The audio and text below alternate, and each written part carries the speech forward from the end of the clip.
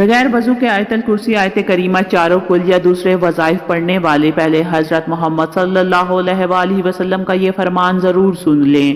حضور نبی کریم صلی اللہ علیہ وآلہ وسلم نے بغیر وضو آیت الکرسی یا دوسرے وظائف پڑھنے کے بارے میں کیا حکم فرمایا ہے؟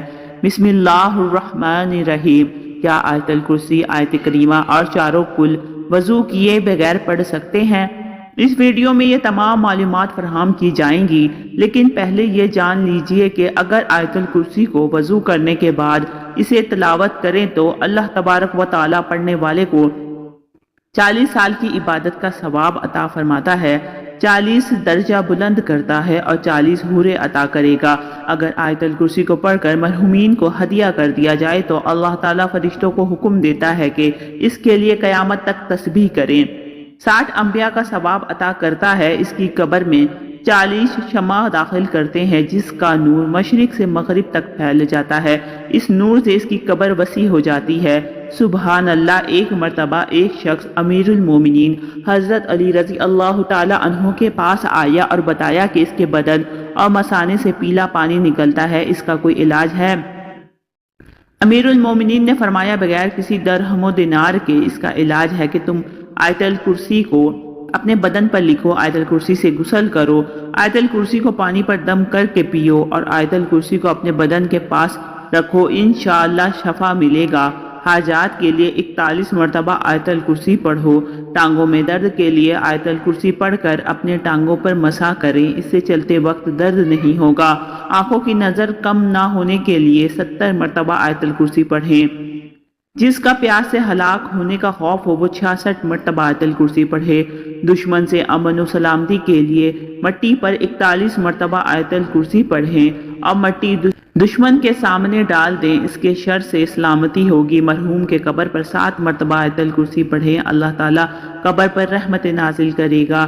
جیل سے جلد رہائی کے لیے 1000 مرتبہ آیت الکرسی پڑھیں۔ مریض کی شفا یابی کے لیے 3 دن لگاتار 101 مرتبہ آیت الکرسی پڑھیں۔ سر درد کے لیے 7 مرتبہ آیت الکرسی پڑھیں۔ لوگوں کے دلوں میں اچھی نیت سے محبت پیدا کرنے کے لیے 41 مرتبہ پانی پر آیت الکرسی پڑھ کر دم کریں اور پانی پلا دیں۔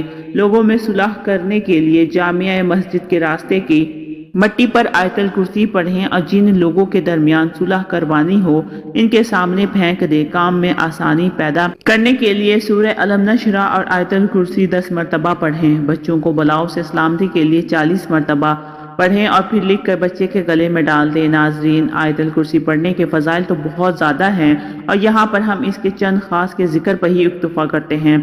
ہر روز صبح شام پڑھنا چور ڈاکو اور آتش زدگی سے تحفظ کا ذریعہ ہے۔ ہر فرض نماز کے بعد اس کا پڑھنا رزق میں فراوانی کا باعث ہے۔ اگر اس کو لکھ کر کھیت میں دفن کر دیا جائے تو وہ چوری اور نقصان سے بچ جائے گا اور اس میں برکت ہوگی۔ ہر روز فرض نماز کے بعد اس کا پڑھنا سانپ، بچھو اور جنوں انس کے شر سے بچاؤ کا سبب ہے۔ اس کو گھر میں لکھ کر رکھنا چوری سے بچاؤ کا سبب ہے۔ اگر اسے لکھ کر دکان میں رکھا جائے تو اس میں خیر و برکت ہوگی۔ ہر شخص کا سوتے وقت اس کا پڑھنا فالج سے حفاظت کا باعث ہے۔ نبی کریم صلی اللہ علیہ وآلہ وسلم سے منسوب ایک روایت میں ہے کہ جو شخص فرض نماز کے بعد آیت الکرسی کی تلاوت کرے گا خدا اس پر نگاہ رحمت کرے گا اور آسمان سے ایک فرشتہ بھیجے گا جو ان کی نگہبانی کرے گا۔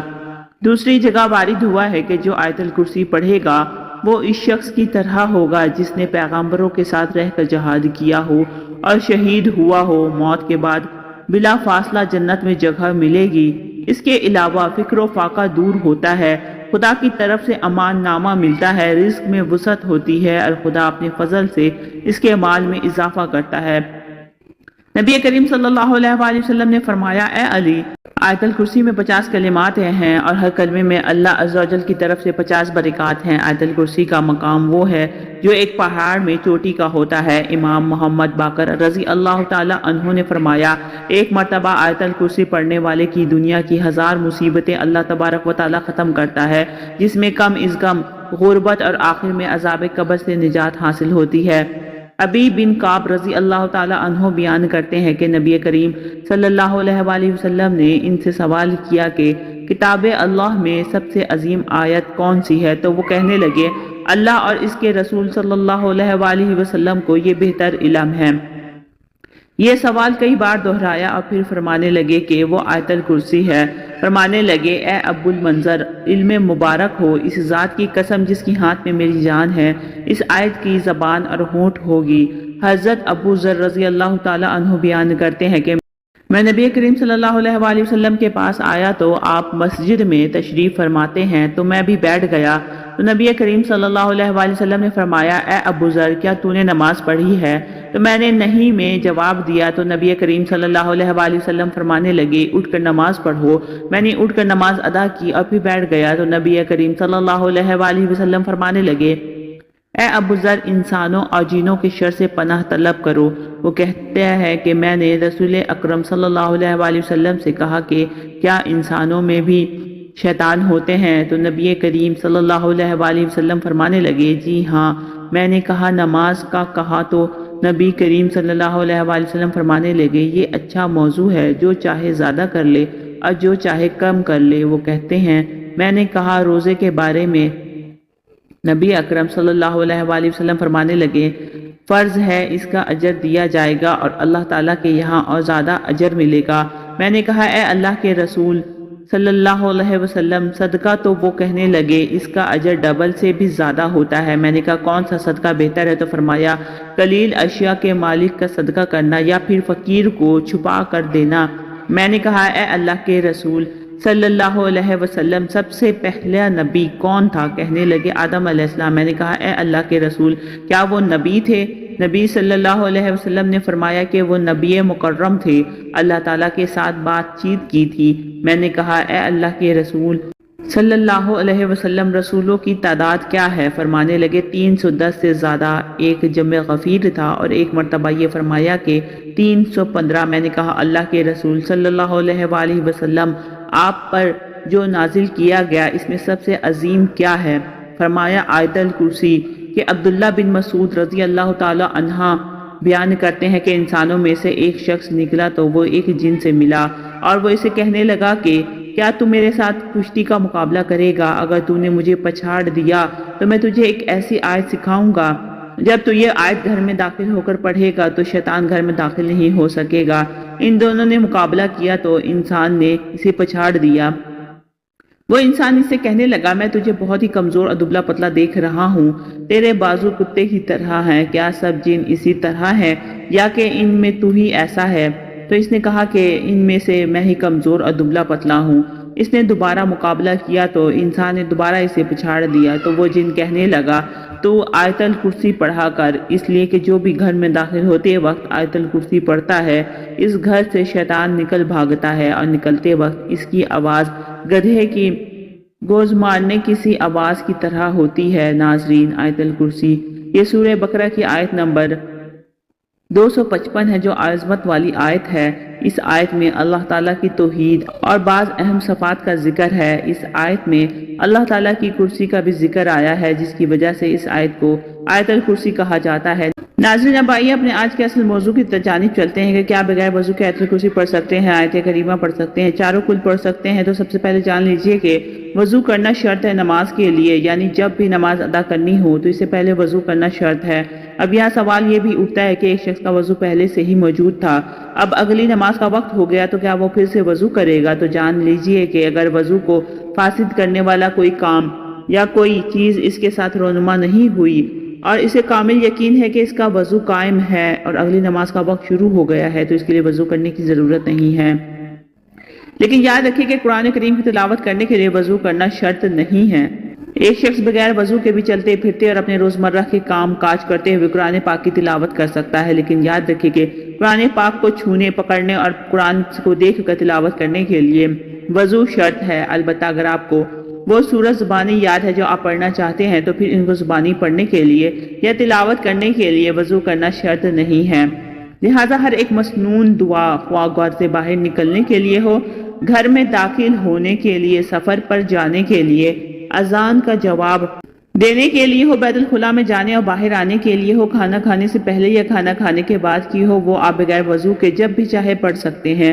بہت سی دعائیں قرآن کریم سے لی گئی ہیں، جب ان دعاؤں کو بغیر وضو کے پڑھ سکتے ہیں تو قرآن پاک کو بھی بغیر وضو پڑھ سکتے ہیں، لیکن جب زبانی پڑھنا ہو اب یہ بھی جان لیجئے کہ ناپاکی کی حالت میں آیت الکرسی آیت کریمہ اور چاروں کل پڑھ سکتے ہیں یا نہیں۔ ناظرین جان لیجئے کہ ناپاکی کی حالت میں آپ تمام وظائفوں کو پڑھ سکتے ہیں، ذکر و اذکار کر سکتے ہیں، کلمہ شریف، درود شریف، جو بھی روزمرہ کے وظائف آپ پڑھتے ہیں وہ ناپاکی کی حالت میں بھی پڑھ سکتے ہیں۔ مثلا میاں بیوی نے آپس میں صحبت کی، غسل نہیں کیا اور سونے لگے تو وہ سونے سے پہلے چاروں کل ضرور پڑھیں۔ اسی طرح اگر عورت حالت حیض میں ہے اور ذکر و اذکار کرنا چاہتی ہے، مثلا چاروں کل یا درود پاک یا کوئی دیگر وظائف پڑھنا چاہتی ہے، تو بغیر کسی تردد اور پورے اطمینان کے ساتھ کر سکتی ہے۔ اب یہاں جو مسئلہ قابل ذکر ہے، انتہائی غور سے سن لیجئے کہ ناپاکی کے حالت میں عورت اور مرد قرآن کی تلاوت نہیں کر سکتے، لیکن قرآن کی کوئی بھی سورت یا صورتیں جن کو وہ ذکر و اذکار کے طور پر کرتے ہیں یا وظیفے کے طور پر پڑھتے ہیں، ان کو زبانی پڑھ سکتے ہیں، لیکن قرآن کی کوئی بھی سورت تلاوت کی نیت سے ہرگز نہیں پڑھی جا سکتی۔ اب یہاں ناپاکی کی کئی اقسام بھی بیان کرتے چلے کہ اگر حالت جنابت میں یا حالت حیض و نفاس میں، یا خواتین کے کپڑے خراب ہیں، بچوں کے پیشاب یا پخانہ کر دینے کی وجہ سے ناپاک ہو چکے ہیں، یا مرد حضرات جو باہر کام کرنے کے لیے گئے، باہر کیچڑ یا گٹر کا پانی وغیرہ ان کے کپڑوں پر لگ جاتا ہے، تو یہ تمام حالت ناپاکی کی حالتیں ہیں۔ ان تمام حالتوں میں آپ زبان سے ذکر و اذکار اور دیگر مسنون دعائیں روزمرہ کے معاملات میں پڑھی جاتی ہیں، ان کا بے فکر اور بلا تردد پڑھ سکتے ہیں، ہرگز کوئی قباحت نہیں ہے۔ آپ کو لوگ یہ پوچھیں گے کہ اگر ناپاکی کی حالت میں بھی ذکر و اذکار کر سکتے ہیں اور بغیر وضو کے بھی کر سکتے ہیں، تو پھر دونوں میں فرق ہی کیا ہے؟ تو ناظرین فرق یہ ہے کہ بغیر وضو آپ قرآن کو چھوئے بغیر قرآن کی صورتوں کو تلاوت بھی کر سکتے ہیں، جبکہ ناپاکی کی حالت میں اگر آپ ذکر و اذکار اور وظائف کی نیت سے قرآن کی صورتیں پڑھ سکتے ہیں، لیکن تلاوت کی نیت سے قرآن کی صورت میں زبانی بھی نہیں پڑھ سکتے۔ آخر میں بتاتے چلے کہ اگرچہ بغیر وضو کے آیت الکرسی، آیت کریمہ، چاروں کل اور دیگر صورتیں پڑھ سکتے ہیں، قرآن کریم کو ہاتھ لگائے بغیر تلاوت قرآن بھی کر سکتے ہیں، آپ کو ان کا اجر و ثواب بھی ملے گا، لیکن اگر یہ عمل آپ باوضو ہو کر کریں گے تو اس کی فضیلت اور اس کا درجہ بغیر وضو والے اعمال سے بلند و برتر ہوگا۔ لیکن کوشش کیجئے کہ جب بھی قرآن کریم کی تلاوت کرنی ہو تو باوضو ہو کر ہی کریں، کیونکہ باوضو رہنا بذات خود ایک عبادت ہے، اور اس حالت میں جو بھی عبادت کی جائے اس کا اجر و ثواب بھی بڑھ جاتا ہے۔ ناظرین اللہ تعالیٰ سے دعا ہے کہ اللہ تعالیٰ ہمیں روزانہ قرآن مجید پڑھنے، نماز پڑھنے اور ذکر و اذکار کرنے کی توفیق عطا فرمائے اور ہمارا خاتمہ ایمان پر فرمائے، آمین۔ ناظرین ویڈیو اچھی لگے تو ویڈیو کو لائک کریں، شیئر کریں، چینل کو سبسکرائب کریں اور کمنٹ باکس میں اللہ تعالیٰ کے 99 ناموں میں سے ایک نام ضرور ٹائپ کریں۔ اگلی ویڈیو تک کے لیے اجازت دیجیے، اللہ حافظ۔